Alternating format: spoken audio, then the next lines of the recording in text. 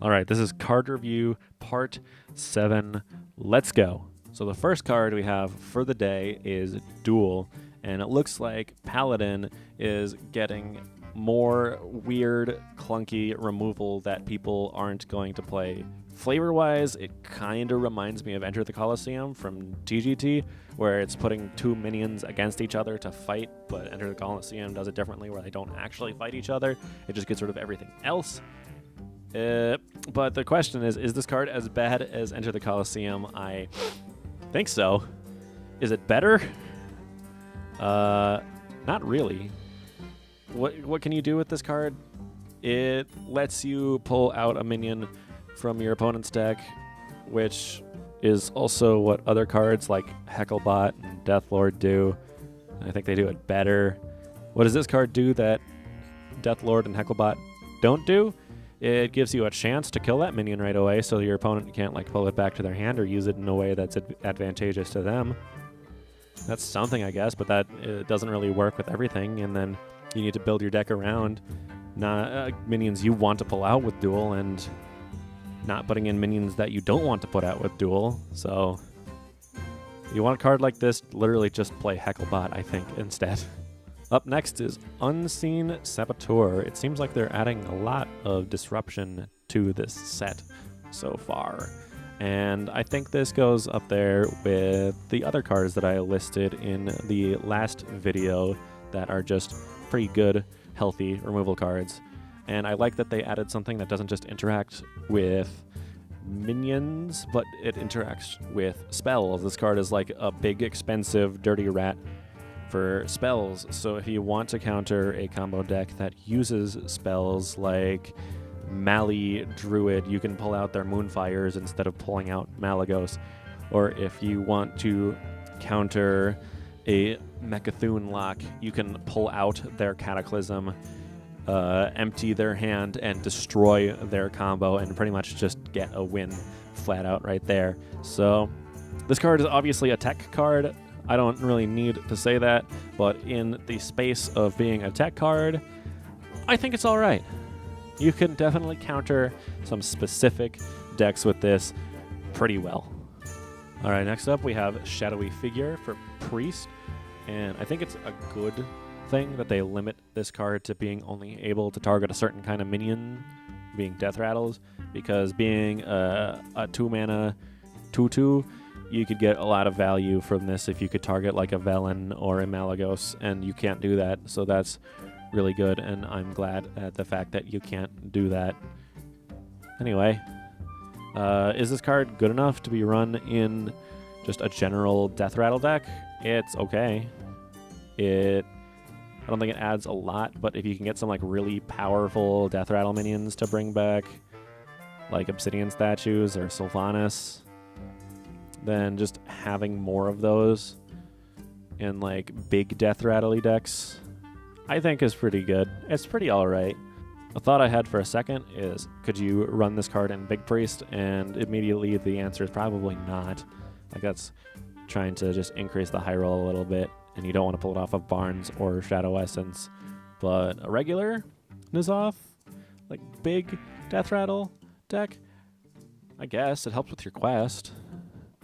Do you want 2/2 Death Rattles of certain minions? I don't know. It really depends on the minion, and I don't know if this is good enough to make the cut, but it might. Why would you run only one Reno Jackson in your Reno Paladin deck when you can run 2 of them? And one of them is a dragon. You know, some Reno Dragon Paladin? Sounds fun to me. I don't even need to tell you that this is a good card. It's a good card. Now we move on to Marked Shot, which I think is okay.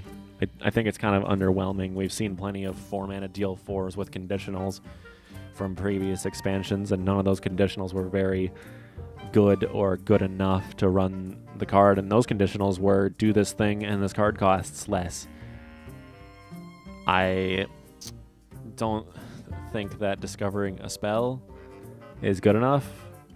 All it really does is it helps Spell Hunter have more spells in their pool, but I don't know that Spell Hunter wants this spell in its pool. It has better choices, and it like helps Yogg-Saron because you have 2 spells off of 1.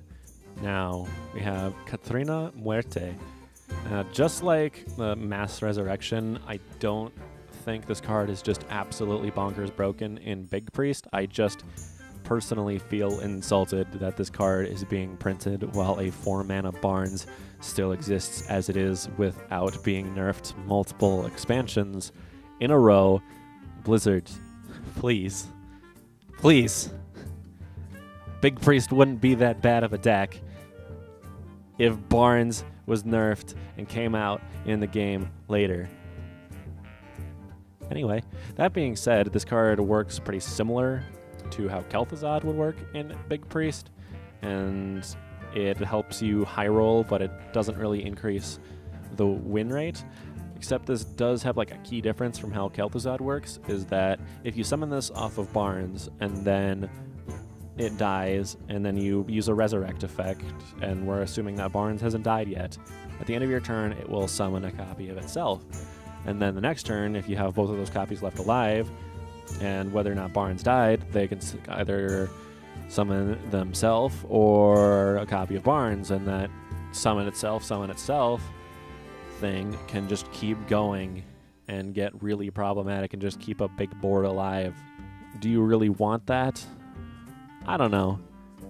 It seems very high rolly. I might try it in my large priest deck, which is focused on randomness and summoning a bunch of things.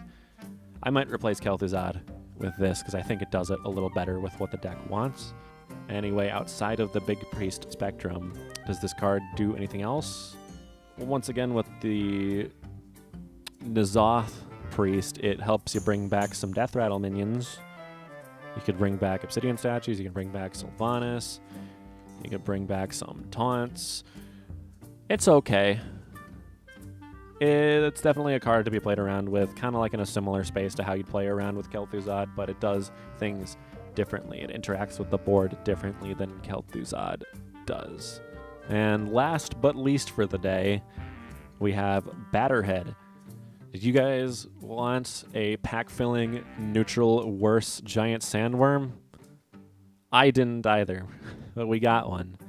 I saw some meme experiments on Twitter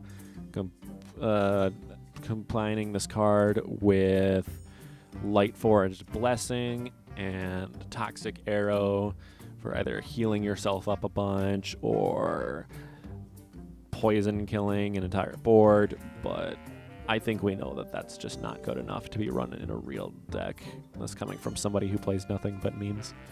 Alright, that's going to be all for this part 7. Thank you guys for watching. Stick around for part 8. Part 8 is coming soon as well.